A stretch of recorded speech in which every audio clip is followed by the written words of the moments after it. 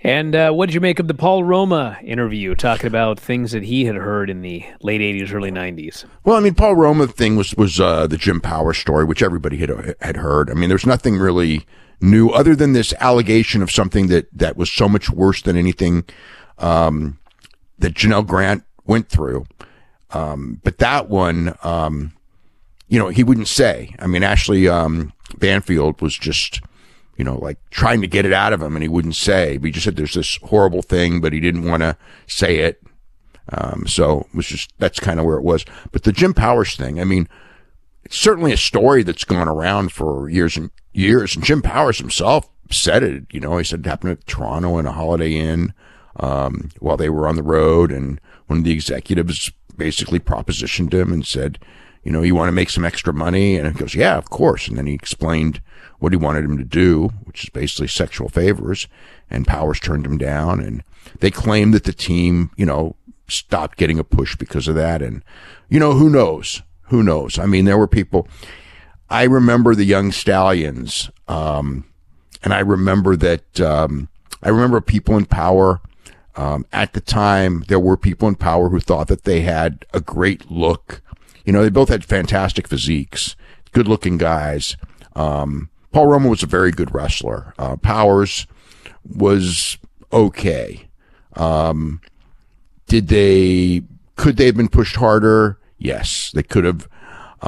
Were they pushed way less than their ability dictated? I can't say that. I mean, they were about where, given the talent that was around at the time, they were about where they should have been. Maybe slightly, they could have been slightly higher. I mean, it's possible.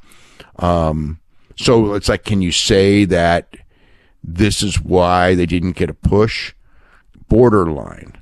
But the fact is that, an executive from the company, I mean, shouldn't be propositioning the guys who think that they need to do it or their push is going to get cut.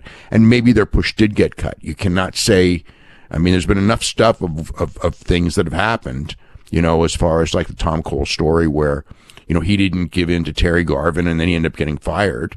It's like, there's enough stuff, there's enough smoke there that you can't say it didn't hurt their push. But this type of stuff, I mean, the reality is like, in the 80s, it was a different world. Okay. I mean, it really was. People could get away with a lot more.